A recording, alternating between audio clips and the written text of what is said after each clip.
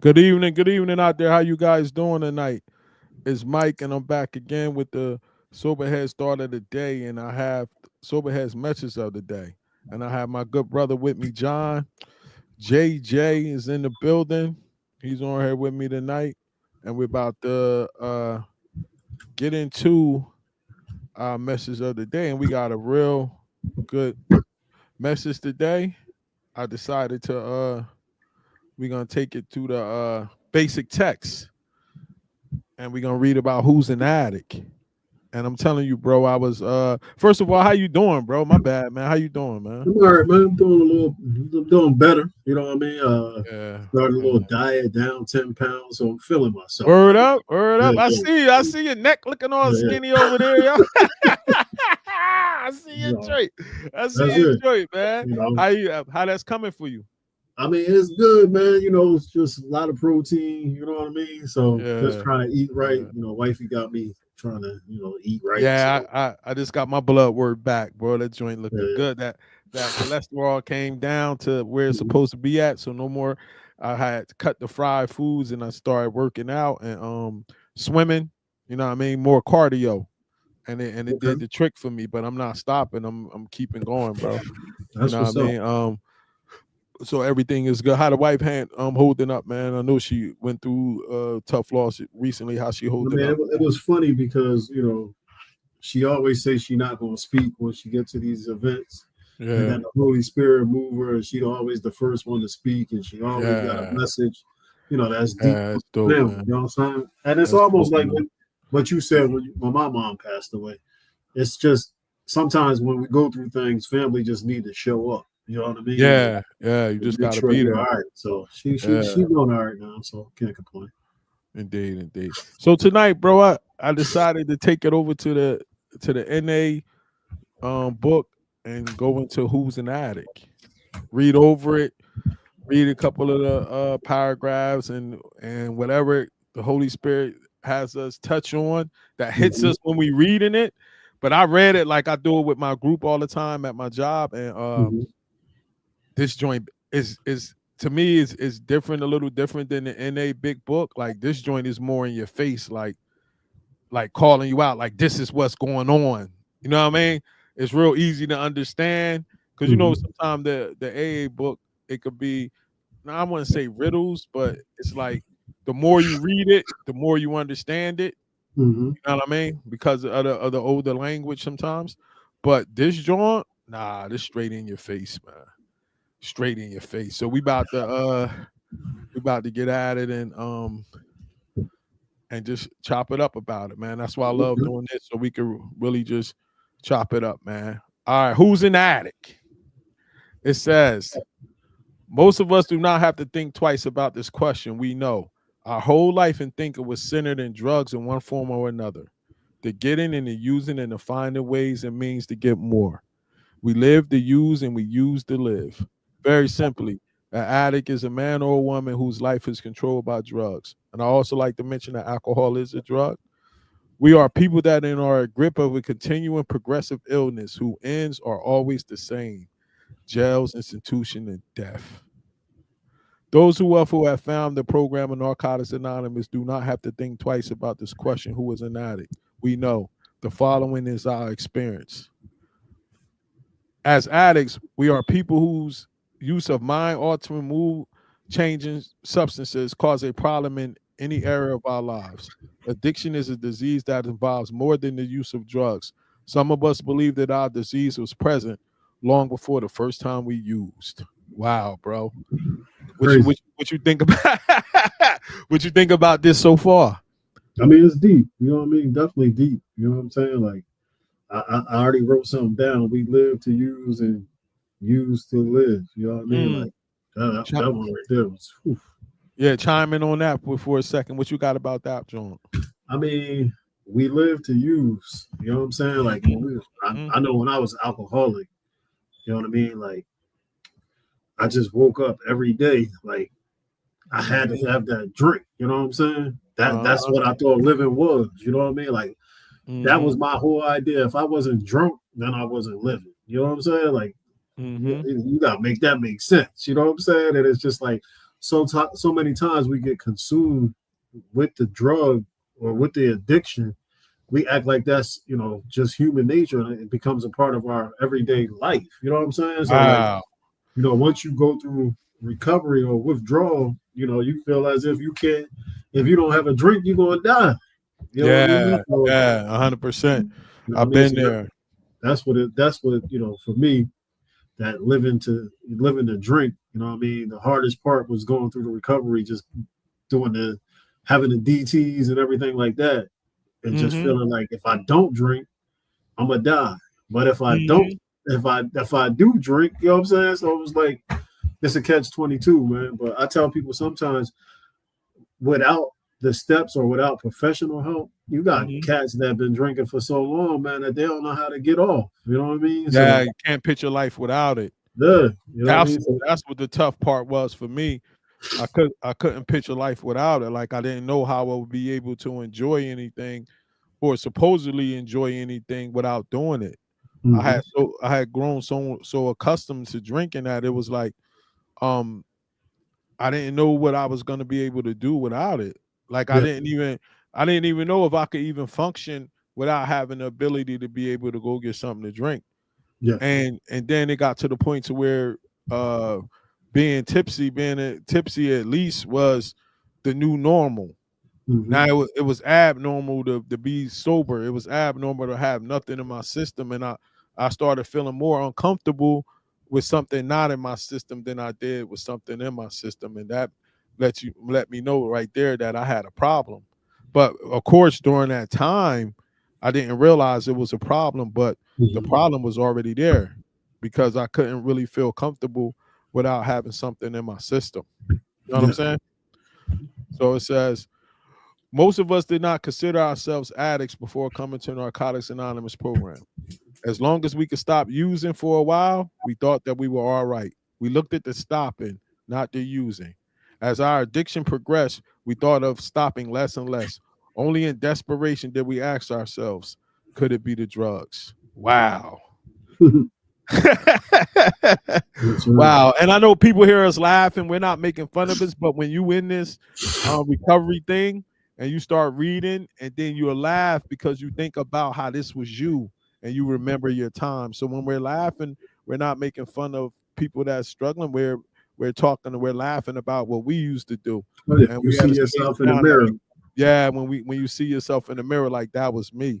Now Mhm. what you got for that joint right there, bro? So to stop using for a while was something crazy because, like I said, I was in the basketball business. You know what I mean? And Mm-hmm. you know, obviously, you traveling with kids and stuff like that. So, I mean, during the basketball season, the first half of the season, I wouldn't drink. You know what I mean? Mm-hmm. From like Mm-hmm. January to April, and Mm-hmm. then once April came, I made up for all the drinking that I missed from January to April. You know what I mean?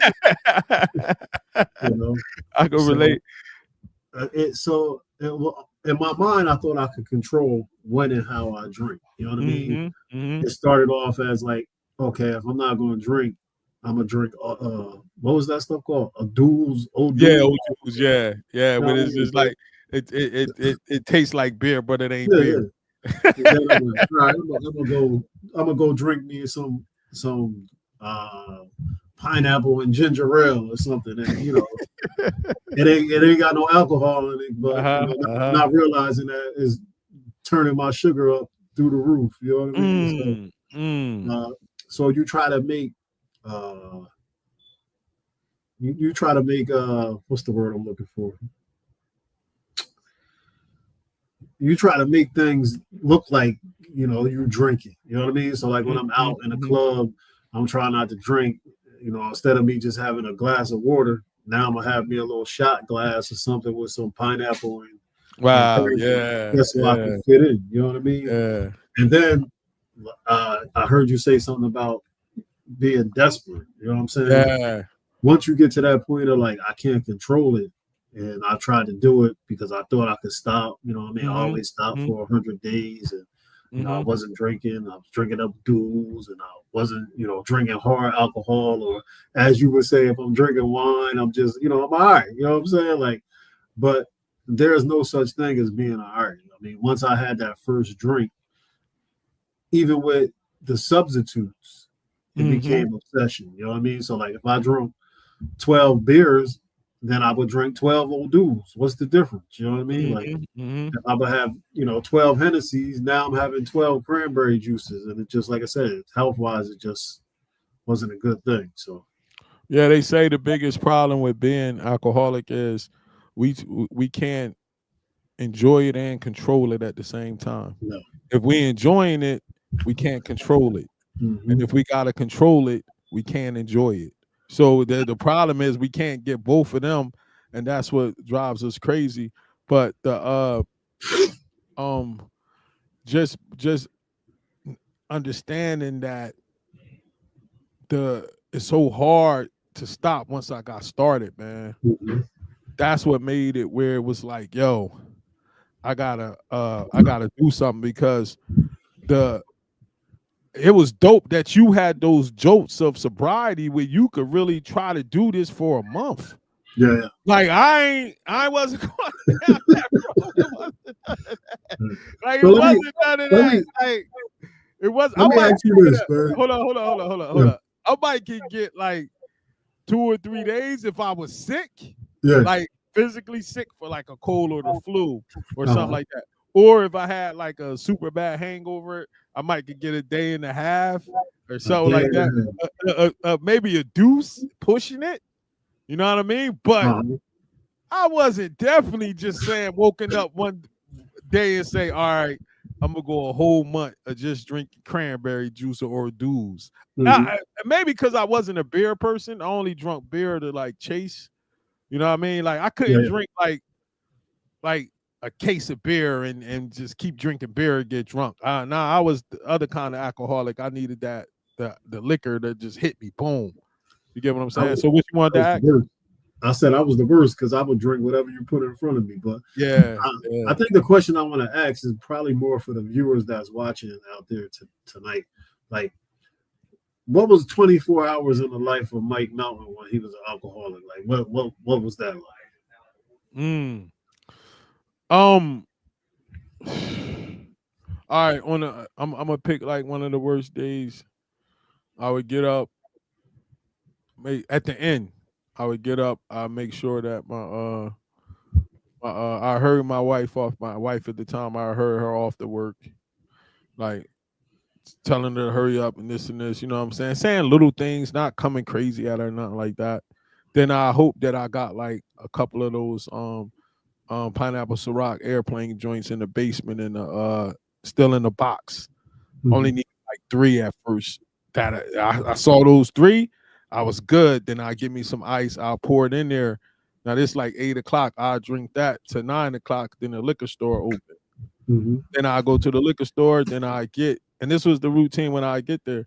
I get another box, and it'll be a this homeless guy in front of the liquor store all the time, and he knew I was coming, so he'd come there around that time, and I would go, and the liquor store had the cups with ice already Mm-hmm. in the styrofoam cup with Mm-hmm. ice already in it. So I would buy them, and then I would take like 3 out and pour it in the ice thing, and he'd be waiting by my window of my truck. And I give him the 3 things, and he'd just toss it in the garbage, and I give him a couple of dollars.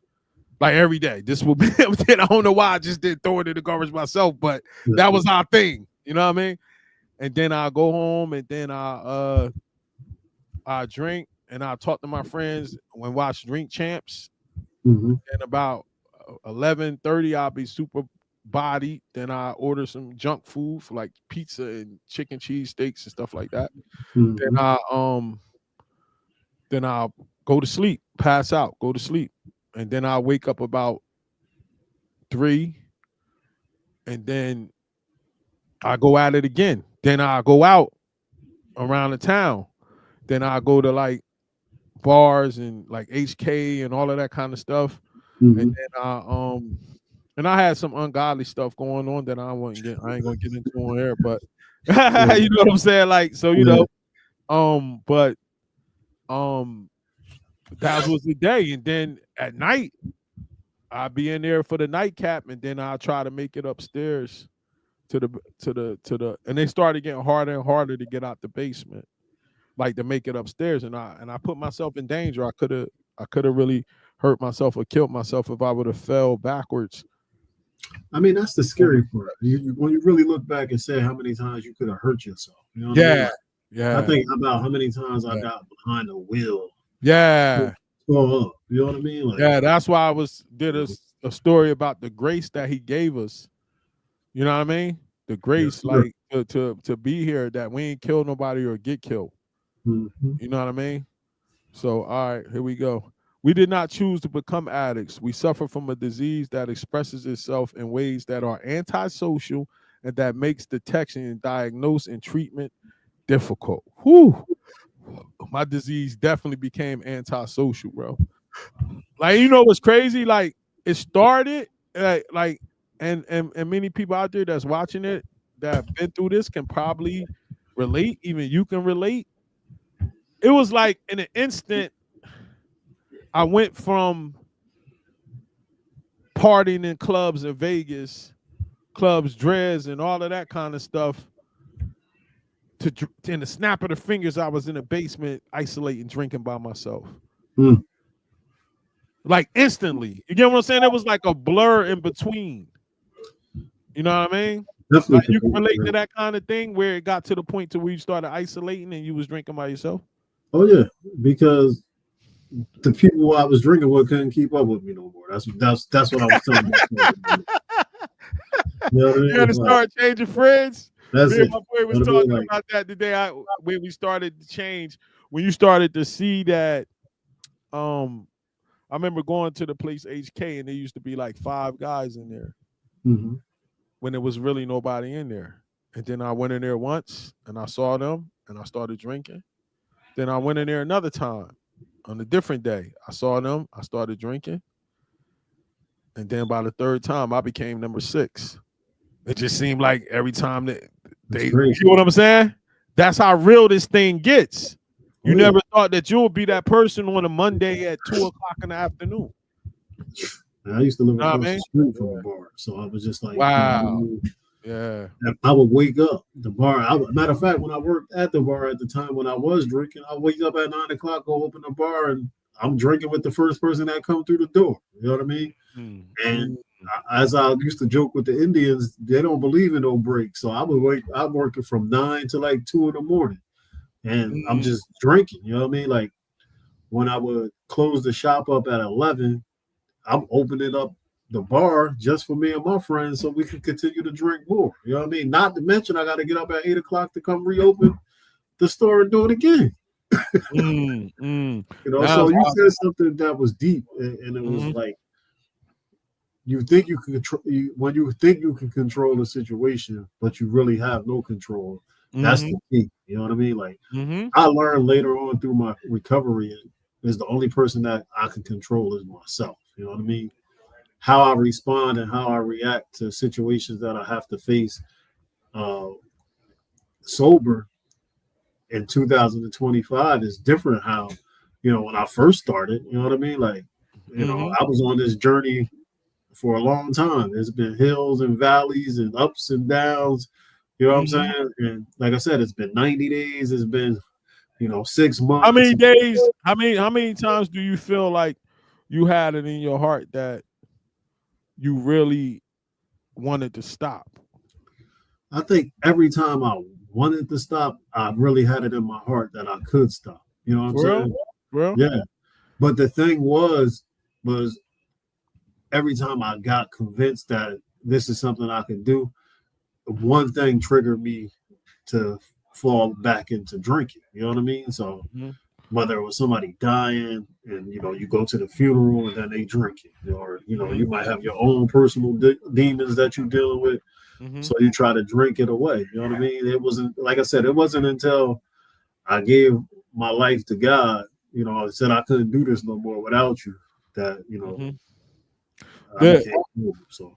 And what's deep is that, like, I only had one other time that I really thought it was a good idea to start, and that's when I went to rehab the first time. But when I went in there, once I got out of detox, that that changed, and it was weird. Like I was gung ho going into detox, and then once I got out of detox, it was like I was rebellious to all the rules. Once I got to the regular rehab, I was like rebellious to all of the rules. I just everything was irritating me. I was mad. I was like, and then I'm like, you the one brought yourself here. Like, why you acting like this? So then I'm like, you the bad addict now. Yeah. So then I'm like, yo, y'all, I can't have my laptop. I can't do this. I'm just barking, but I wasn't ready. Yeah. And then I was like really trying to like find a reason to make myself to be different. And then when I heard the amounts they was drinking was different from the amounts that I drank, I found what I was looking for, and I was able to compare myself out, which was a mistake. You feel what I'm saying? But it goes to show. But I didn't have those other times like you. Like I always thought it was gonna be like it was in the beginning. So that's what kept me going, even though the beginning was long ways gone. The fun times and all that stuff, that's how it's baffling and cunning, like, because it'll make you believe it's gonna be like it was when you was young and you was just having fun, and and then you think that it's gonna be like that, and those days are long gone and they never coming back.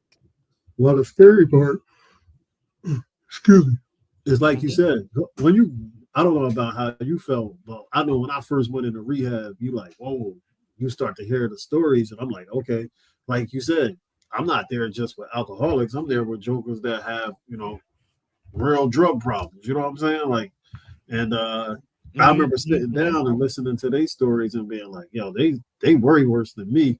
You know what I'm saying? But the bad part was some of them were on their second time back in rehab. And then you might hear somebody be like, oh man, just sit here, go through it. They're gonna let you go home and you'll be right back. You know what I'm saying? So I'm sitting there like, what do you mean I'm gonna be right back? You know what I'm saying? And I was right back. Yep.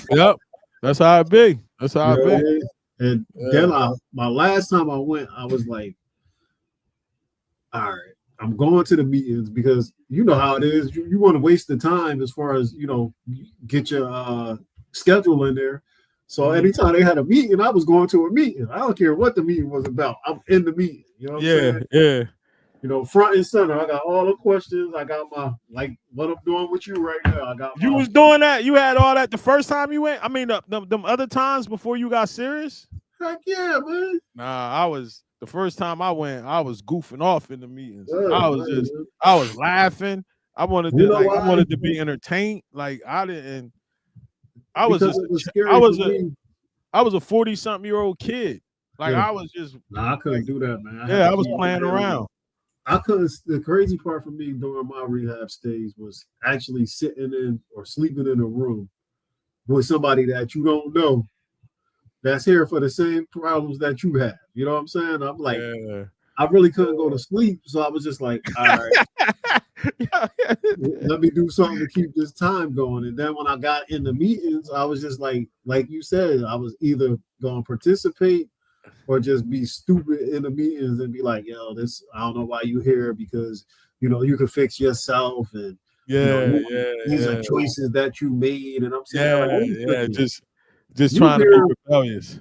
You here because you just tried to kill yourself. You know what I'm saying? Like, or you told somebody you wanted to kill yourself. You know what I'm saying?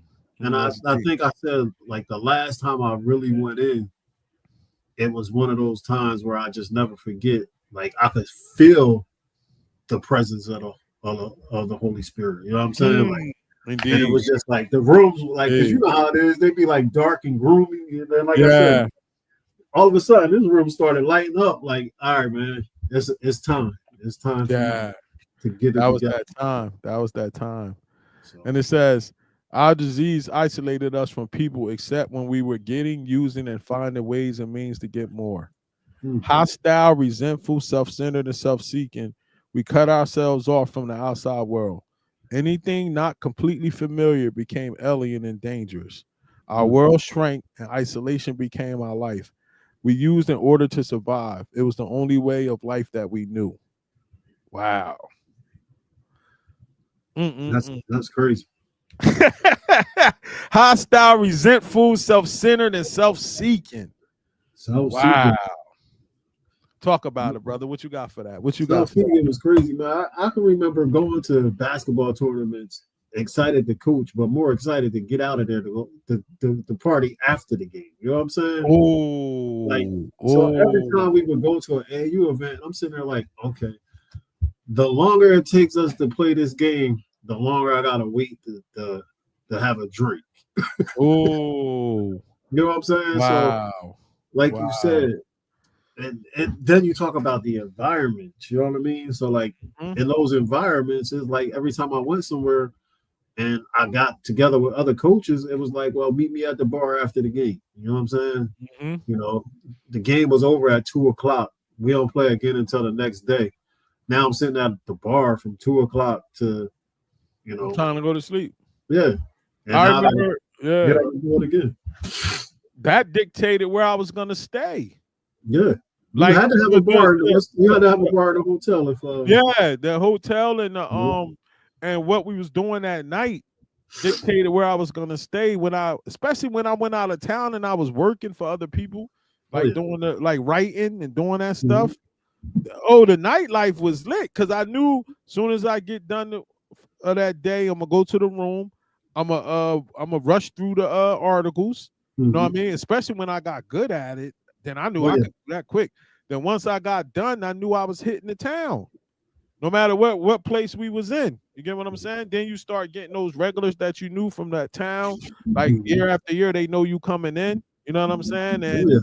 And then especially the nationals at Hampton and Mhm. down there in Orlando, like the 12 and unders Oh and yeah. all that, and Orlando the 14 and unders, and then Boo Williams start having those super regionals and then the D2 and D3s. I was living at Boo Yeah. Williams down there. Shout out to the those clubs down there, man. I used to go to what's that club? The Alley.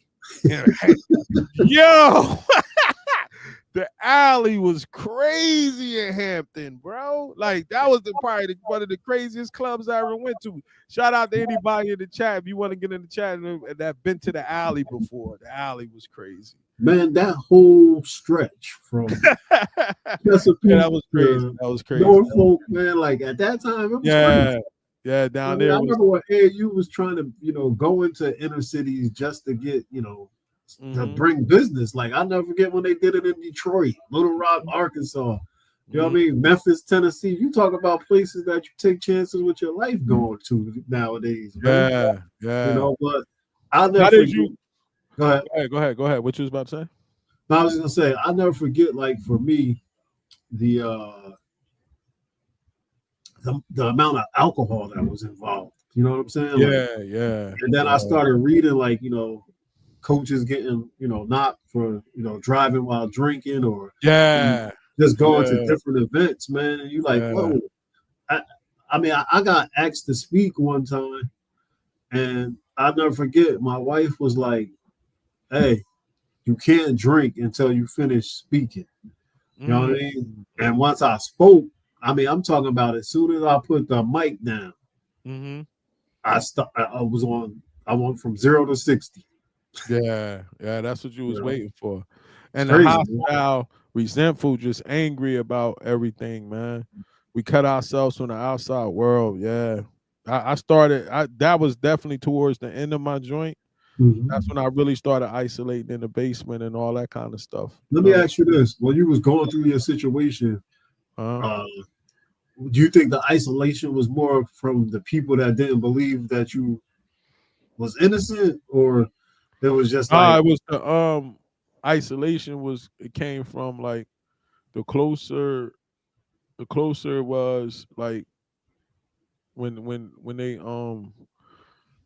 when the the fear of getting locked up was first, yeah, and then 2016 when they charged the other guys, that went away, and then the fear of going to trial. The closer and closer we was getting to trial, the more I started isolating because I was scared, and um then I got addicted to depression. yeah, And then the depression, being addicted to depression made me isolate more. And I mhm, didn't know at the time that alcohol was a depressant. yeah, So So I'm taking this depressant, and at first it was giving me them jolts, and it was hitting the dopamine. So it was seemed like it was working at first, and then it flipped on me, and then so now I'm looking forward to every day doing the same thing, knowing I'm gonna end up crying at the end of the day in the basement. Like I knew that was coming, but I was so sick and so trapped in that misery because it's tricky because it is a kind of soothing that comes along with that because you're crying and stuff, but you're not really feeling the emotions because the alcohol is numbing you. Yeah. You get what I'm saying? It's So it's like, yeah. It's just a tough place to be. And I thank the Most High that I'm sitting here talking to you now over 6 years and 4 months, not picking up a drink. Like, because like that feeling of thinking like I ain't gonna never be able to stop. No. I mean, even after 6 years of me going into 11/12, there's always that day when it's like, come on, man, you might as well. You know what I'm saying? 100%. And that's 100%. What people don't understand.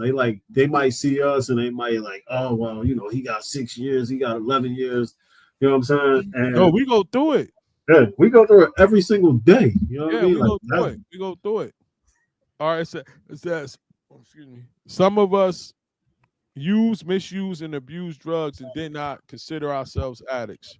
Through it all of this, we kept telling ourselves, I can handle it. Our misconceptions about the nature of addiction included visions of violence, street crime, dirty needles, and jails. Wow. I definitely told myself on many occasions like I was good. Like, you know what I mean? Even if when you almost getting in trouble and all that kind of stuff, I just said, all right, I'll just drink in the house. Yeah. Not the fact that I need to stop drinking. Nah, I'm just not gonna.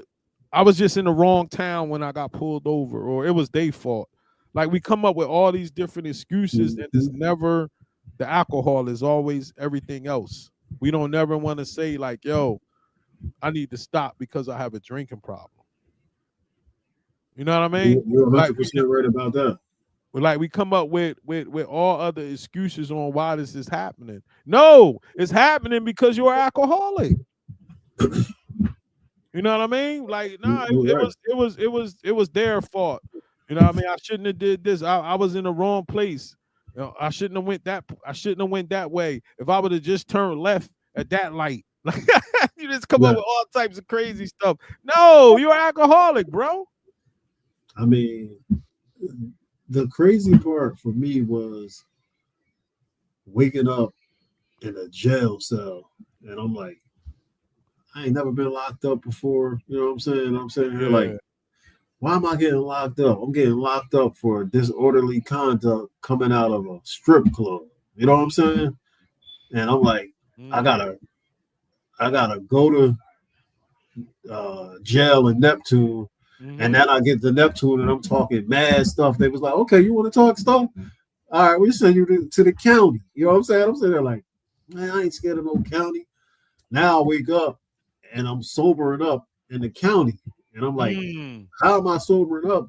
Because it's 4 degrees in here. I got on a t-shirt. You know what I'm saying? And I'm sitting here like, I'll never forget when I went into the county, and one of the inmates was like, yo, what you doing here? And I'm like, okay, it turned into what you doing here. To now I'm starting to see some of my former students like, yo, man, what are you doing here?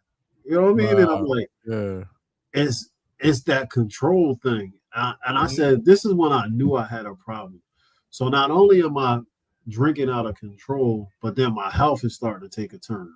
And you go to the doctor, and the doctor's like, hey, you shouldn't be drinking, but yet you still drinking. You know what I'm saying? I never had that because I wasn't really trying to go to the doctors like that.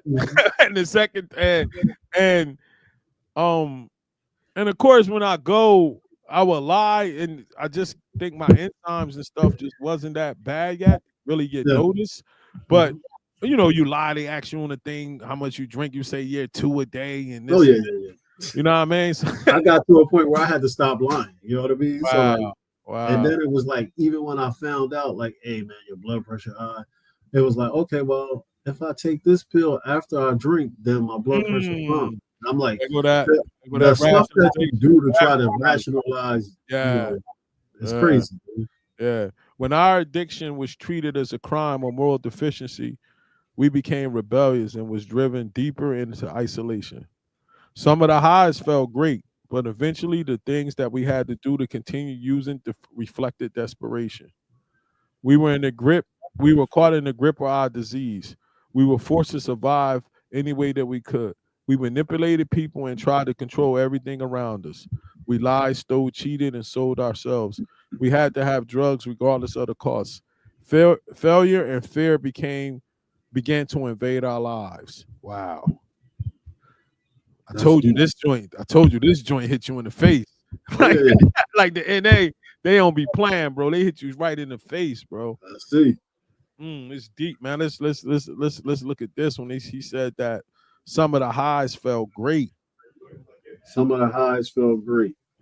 Yeah, but eventually the things that we had to do continue to using reflected depression. I mean desperation. See, one thing I'm gonna say about like us being in a, I know for me being in a basketball game and Hmm. having the ends, like the means, Yeah, never really got to the point to where like I had to steal to get liquor. nah, I had to do, you know what I mean? yeah, Like we would have probably killed ourselves drinking yeah. because we had the means. Oh, because you You know had what all. I'm saying? Yeah, I mean, Yeah, it was like, you had the whole. You had the golden corral of alcohol every time you went to a yeah, store. yeah, yeah. So we didn't really have to like get to that point to where it was like desperate or we was drinking like the, and it's not bragging or anything. It's just what the facts of what was going on. We Yeah, never had to get to the point to where we was drinking like the cheap liquor from the gas station or the like that kind of thing. You know what I mean? So that part, like I don't relate to that part, but I understand about manipulating people and trying to mhm, control everything around me. yeah. I definitely did that. You know what I'm saying?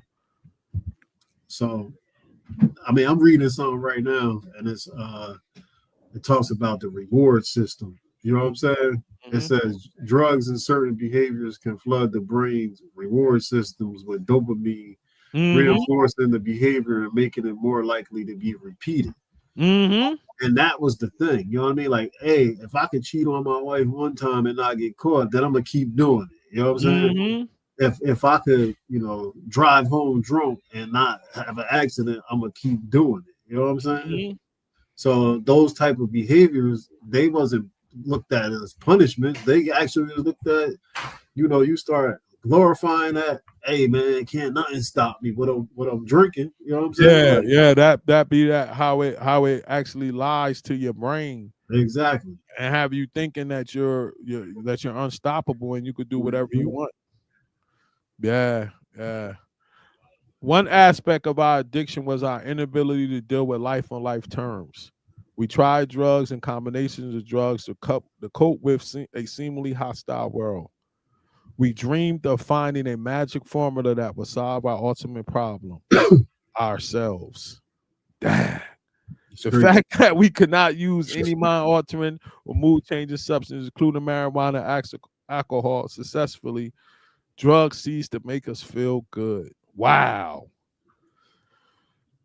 We tried drugs and combinations of drugs to cope with a seemingly hostile world. And that's what I did. I definitely couldn't accept life on life terms when I Hmm. was going through what I was going through. So I used the alcohol to try to help me escape from the world. But I dreamed of finding that magic formula that was gonna make everything all right. The next drink, the next bag, the next Hmm. woman. Like I'm thinking one of these is gonna make everything all right. That's crazy. And it never did until I broke down and I did them steps, and then that spirit came in me, and that was the only thing that made it all right. Nothing else made it all right, bro. It's crazy, man. You know what I'm saying? What you got for that one? I, I always say, like I said, I always go back to control, like just having no Mm-hmm. control. You know what I mean? And I remember I came across something and it talked about like the 4 C's of addiction, and it talked about the compulsion, the control, the craving, and the consequences. You know what I mean? Like, and the craving and the consequences for me were like the same thing. You know what I mean? Like, you know, I look forward to drinking. You know what I mean? Like I couldn't wait. You know what I'm saying? Yep. Because I knew that the person that I became after I started drinking, he was going to have a heck of a night. You know, whether it be with females, whether it just be spending money or just being the center of attention. You know what I'm saying?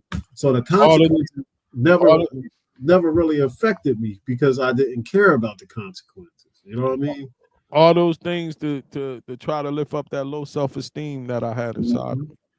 That's what it all came down to, not valuing who I am. You know what I mean? We've been talking about, like I said, me walking away from basketball.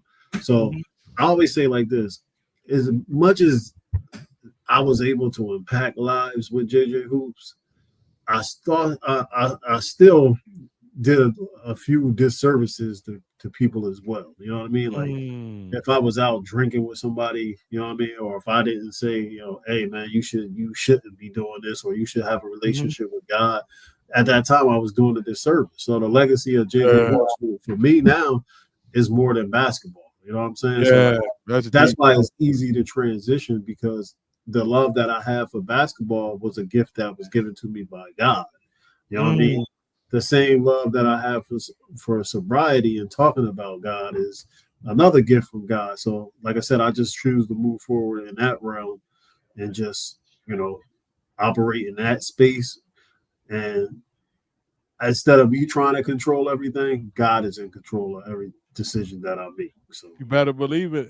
And it's deep, man, because I remember when in the course of making my amends, I had to call some brothers and introduce and make amends with them for introducing them to that kind of lifestyle when we used to get on the plane and stuff. You know what I mean? So that was some amends I had to make myself.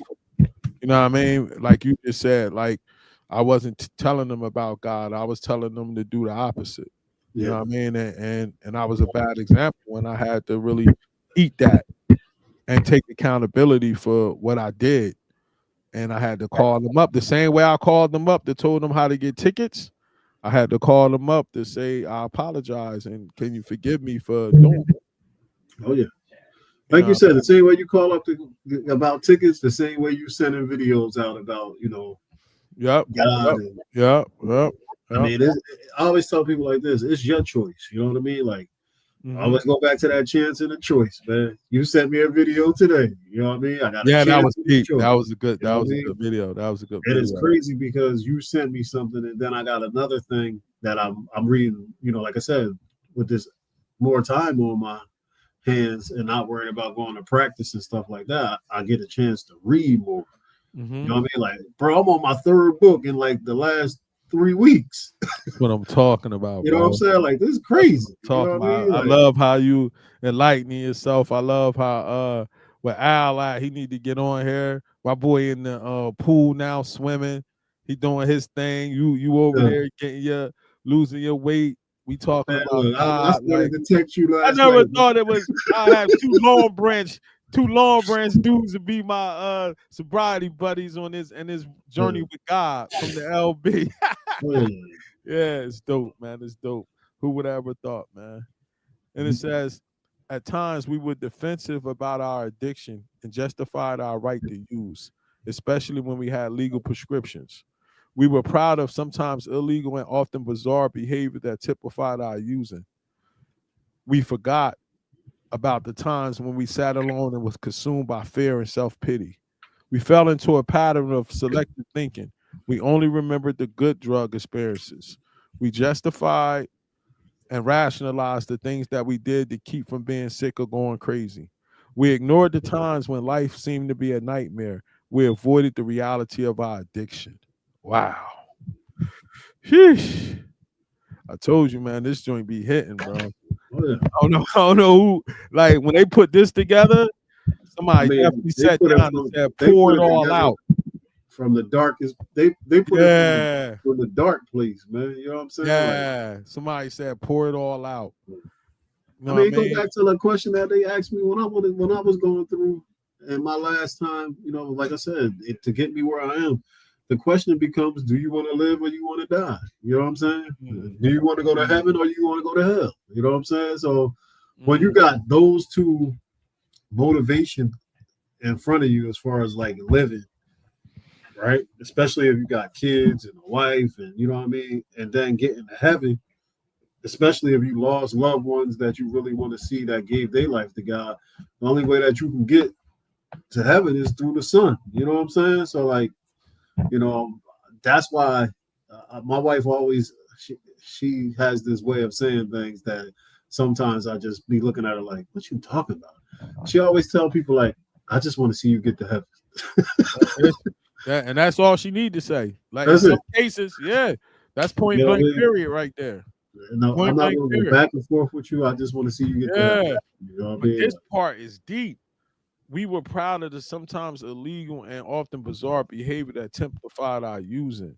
We forgot about the times when we sat alone and consumed by fear and self pity. So they're talking about when you coming from the bar, you already was drinking, and now you drinking and driving. You got the music Mhm. blasting. But then when you get home and the alcohol is starting to wear off, then it turns to the sadness and the self pity. That was in the Yeah, infamy. You get what I'm saying? But when we wake up the next day, we don't remember the fear and the self pity. We remember blasting the music, driving, driving while you was sipping in the car. yeah. That's crazy. You get what I'm saying? Oh yeah, He yeah. said we justified and rationalized the things that we did to keep from being sick or going crazy. Wow, bro. Yeah, they went hard. They went hard Oh, for this one, man. They went hard for this one. We probably could do like, let me see how many pages on this one, because we might could split it and do 'cause I think this one got a few pages. No, it ain't that bad. We could go through.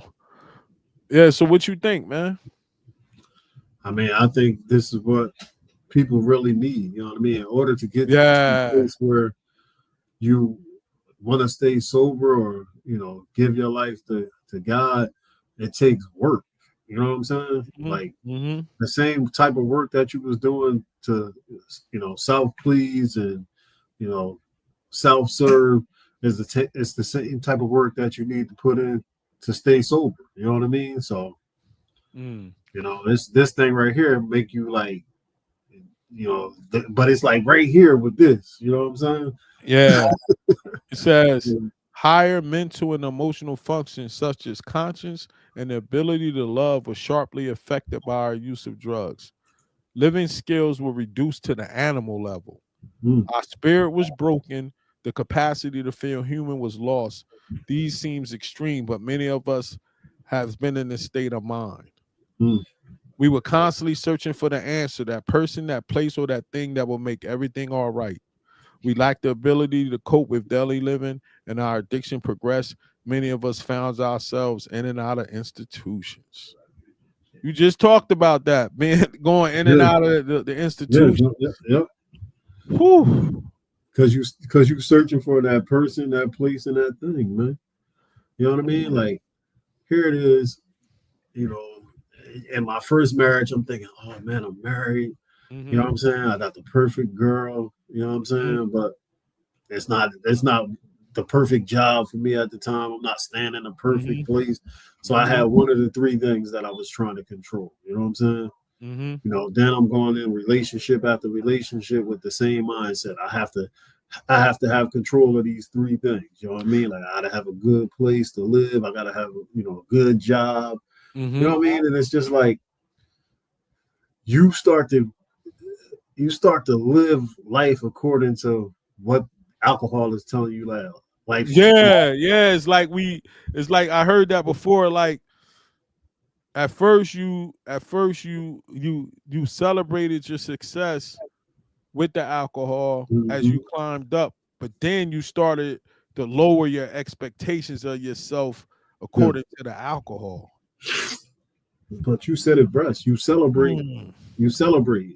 Hey, I just got a promotion. I'm gonna call everybody Mm-hmm. else. We going out. We gonna get rich. You know what I'm saying? Mm-hmm. Uh, I just got fired. I'm calling everybody up. We're gonna go out and get lit. You know what I mean? So it ain't no balance. You just like anything Yeah. that happens, good or bad in your life, you have to have that drug there in order to justify it. You know what I mean? Like, it wasn't like, oh man, I just got a new job. I'm gonna go Mm-hmm. to revival for a whole week. I'm gonna fast and pray. You know what I'm Mm-hmm. saying? Like, I'm not gonna give the glory to God because God had nothing to do with it. It was all me. That's your mindset when you in the world. You know what I'm saying?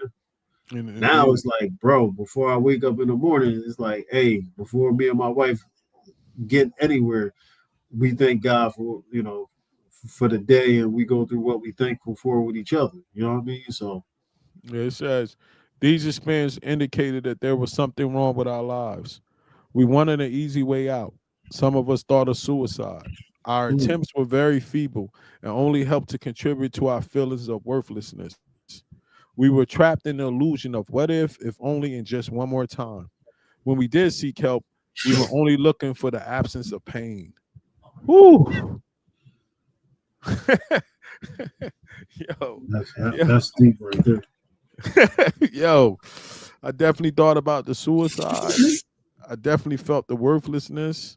Mm-hmm. I definitely was like, what if only, and just one more time. Like how many times I was gonna stop.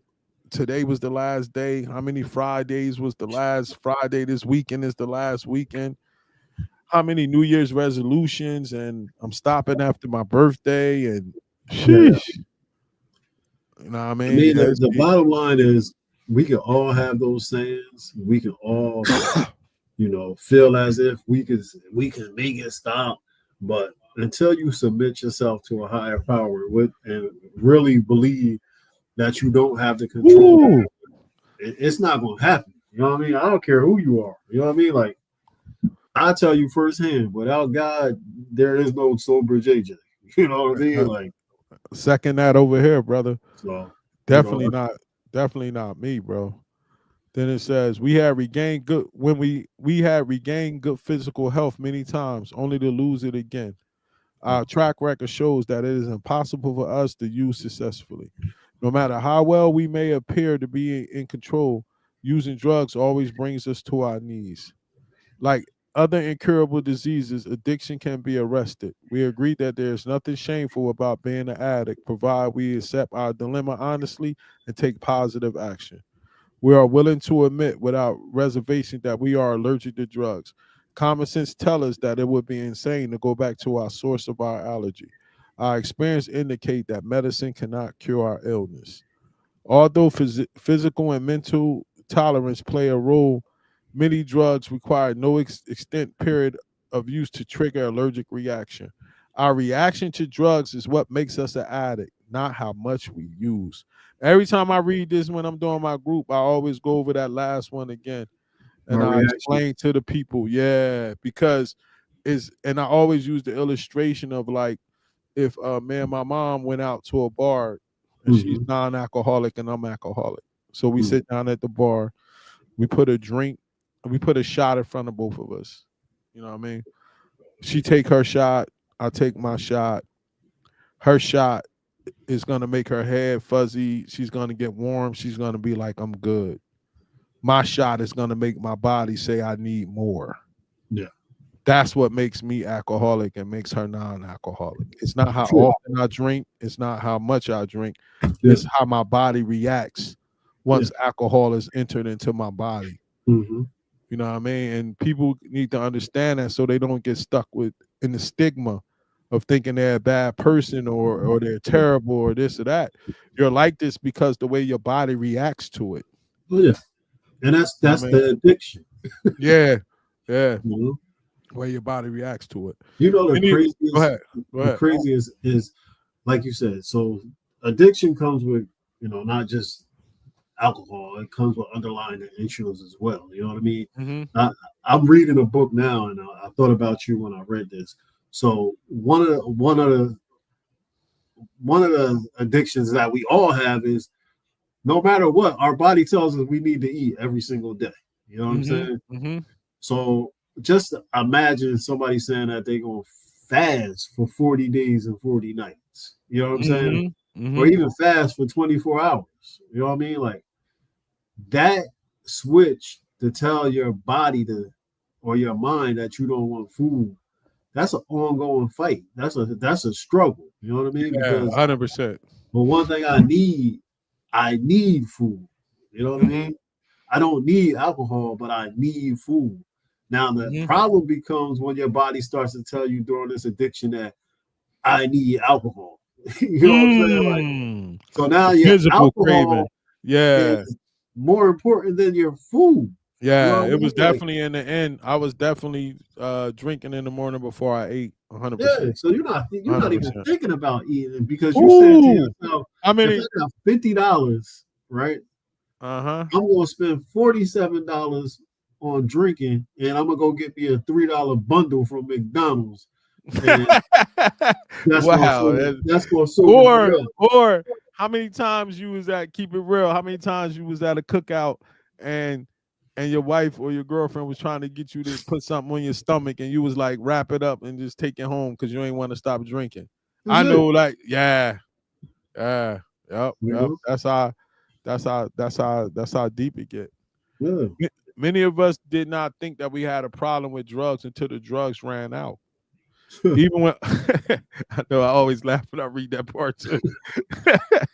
Hey, yo, you be drinking and then you just start Yeah. Who, picking up the who got bottle it? like we gotta go to the liquor Who got store, it? Who man. got it? Yeah.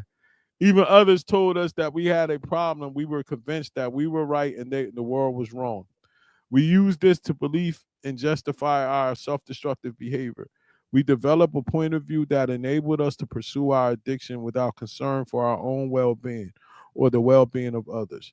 We begin to feel that drugs were killing us long before we could ever admit it to anyone else. Whew. We noticed that if we tried to stop using, we couldn't. We suspected that we had lost control over the drugs and had no power to stop. Certain things followed as we continued to use. We became accustomed to the state of mind that is common to addicts. We forgot what it was like before we started using. Wow. We That's crazy. forgot about social graces. We acquired strange habits and mannerisms. We forgot how to work. We forgot how to play. We forgot how to express ourselves and how to show our concerns for others. We forgot how to feel. Now Mm. that paragraph is deep. Oh yeah. We forgot what it was like before we started drinking. They ain't lying, bro. Like how I'm living now, Yeah. I wasn't like this since I was 18, bro. Like to go this many years sober, you get Hmm. what I'm saying? Like I heard a person say before, it was funny. So he said, I had 17 years sober before, then I turned 18. Wow. Wow. You know what I'm saying? Then, Yeah. like, after that, I never got 6 years straight without drinking since I was Oh, 18 years old. You get what I'm saying? So this is the this, longest I ever been. yeah, that's what I'm saying. So since now to be doing this now, like I forgot who this person was. That's how deep this get, man. You know what I Mm. mean? He said we acquired strange habits and mannerisms. We forgot how to work. We forgot how to play. We Definitely. forgot how to express ourselves. Yeah. Wow. I mean, you Wow. the angry drunk. You know what I mean? Or you the sexual drunk. Or you the Yep. Or you you the know. person that's trying to be super nice to everybody and Oh give your yeah. money away, like all that kind of stuff. Yeah. While using, we lived in another world. We experienced only periodic jolts of reality or self-awareness. It seemed like that we were at least two people instead of one, Dr. Jekyll and Mr. Hyde. We ran around and tried to get our lives together before our next run. Sometimes we could do this very well, but later it was less important and more impossible. In the end, Dr. Jekyll died and Mr. Hyde took over. Mm. I remember when this happened with me when I retired because I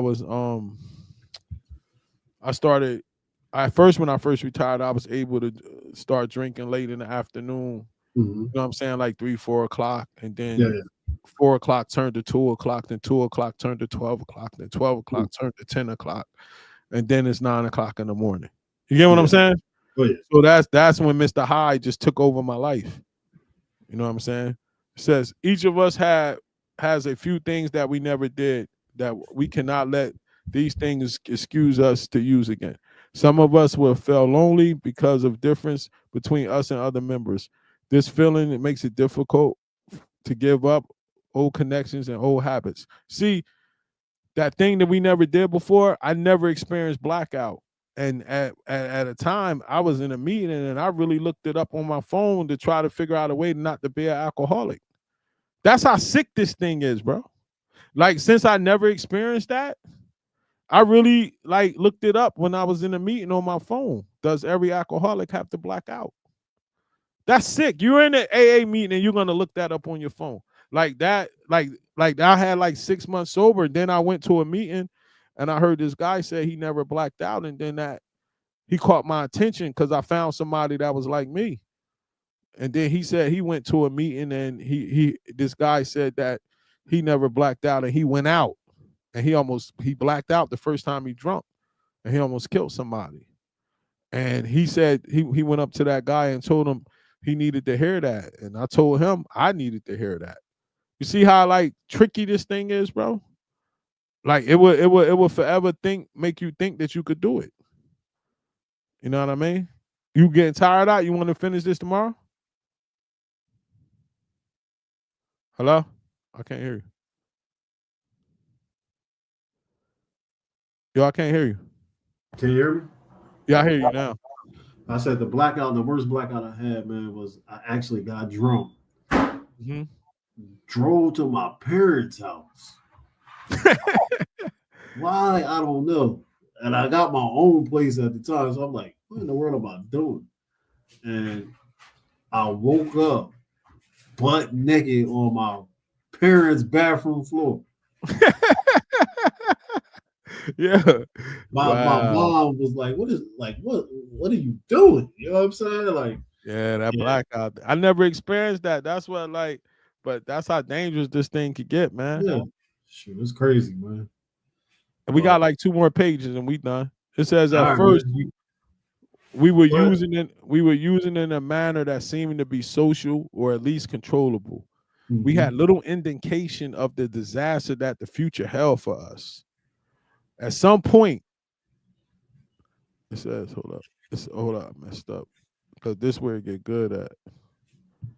Hold up. It says at some point, our using became uncontrollable and antisocial. This began when things were going well and we were in situations that allowed us to use frequently. This was usually the end of the good times. We may have tried to moderate, substitute, like you said, or even stop using, but we went from a state of drug success and well-being to complete spiritual, mental, and emotional bankruptcy. Wow. This rate of decline varies from addict to addict. Whether it occurs in years or days, it is all downhill. Those of us who don't die from the disease will go on to prison, mental institution, and complete demoralization as the disease progresses. So when I said that, when I was able to use it frequently was when I retired. Yeah. So now I'm in the house. I don't even know the day of the week. Every day is Friday. You know what I mean? Because I don't got nothing to do. You know what I'm saying? What you think about that? I mean, that it became uncontrollable, antisocial, and that that it just spiritual, mental, and emotional bankruptcy.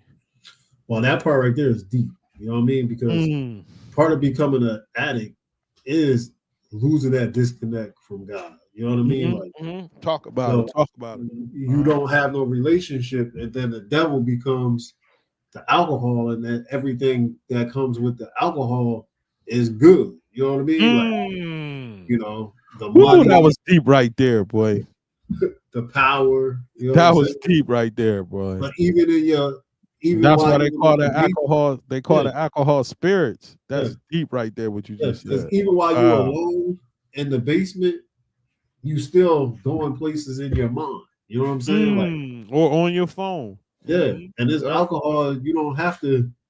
Wait a minute, I don't have to physically touch a woman right now in order to please. Oh, now the alcohol is taking me places where, I don't have to go outside my comfort zone. Nobody's watching me do what I'm doing. I can do it how many times I want to do it. You know what I'm Yeah, saying? yeah.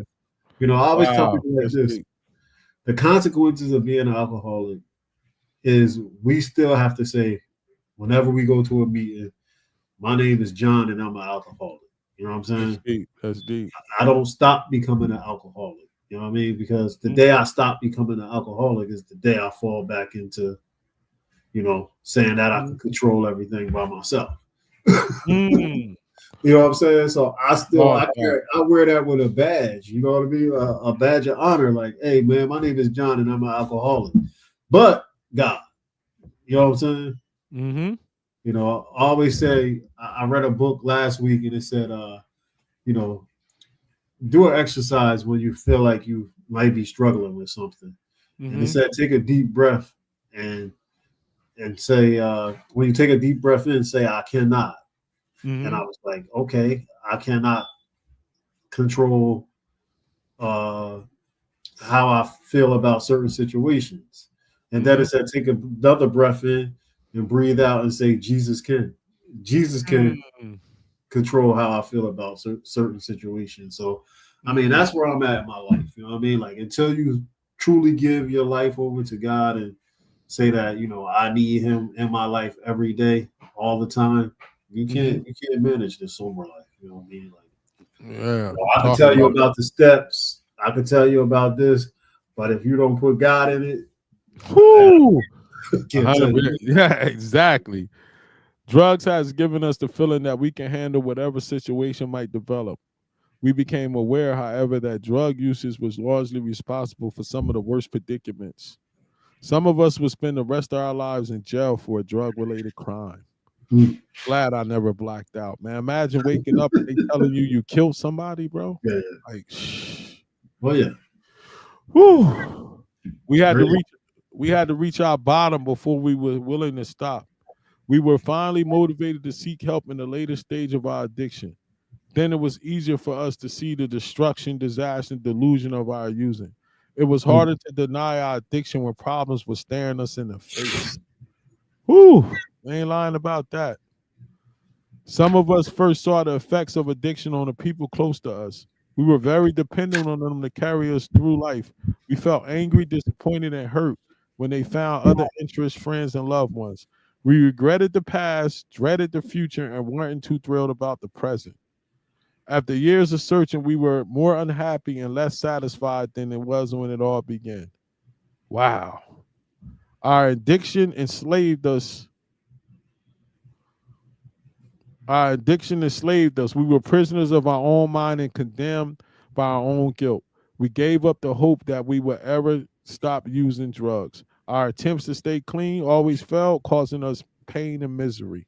As addicts, we have an incurable disease called addiction. The disease is chronic, progressive, and fatal. However, it is treatable disease. We feel that each individual has to answer the question, am I an addict? How we got the disease is not of no immediate importance to us. We are concerned about recovery. We begin to treat our addiction by not using. Many of us sought answers but failed to find any workable solution until we found each other. Once we identified ourselves as addicts, help became possible. We can see a little of ourselves in every addict and see a little of them in us. The insight lets us know, help one another. Our future seemed hopeless until we found clean addicts who was willing to share with us. Denial of our addiction kept us sick, but our honest admission of addiction ended us to stop using. The people at Narcotics Anonymous tell us that they are recovering addicts who have learned to live without using drugs. If so, you could too. The only alternatives to recovery are jails, institution, dereliction, and death. Wow, bro. When you really think about like what he blessed us to pull us out from, Mm-hmm. the despair, the destruction, the like in many years we was in it, ain't no telling where we'd be right now, bro, if it Yeah, wasn't for the most high grabbing us exactly. and pulling us out, man. And not only the actual part of the using, the putting the Mm-hmm. physical substance in our body, the way we was thinking. like the thought process Oh of yeah, it like becomes mind, you know what I body, mean? and soul, man. You know what I Yeah, mean? yeah. Yeah. So, bro, man, I want to thank you for going through this, going through the Who's an Addict with me tonight, bro. Hey And man, you know you got me up way past my bedtime, man. I know, we about to Be pray out, sleep at man. 7:30. I feel you. I'm gonna pray out, man. Right. Haya Shua Haya Bahashem Yeshayu Wakadash. Father, the Son, and the Holy Spirit in Hebrew. Father, thank you for bringing me and Jay on tonight to read Who's an Addict. I hope and pray that somebody out there receives this message. And if so, let that be your will. All these blessings we ask in your son, Yeshua Hamashiach, who is Christ. We pray. Amen. Amen. All right, bro. Thanks for coming on. Appreciate you, I bro. appreciate it. Appreciate you too, Uh, man. uh, Thanks for tuning in tonight, man. It was a good lesson. And Who's an Addict? Yeah, that joint, the NA book hit hard right between the eyes. It was a good read. I want to thank you guys for coming on and sharing this moment with us, and enjoy the rest of your night. Shalom.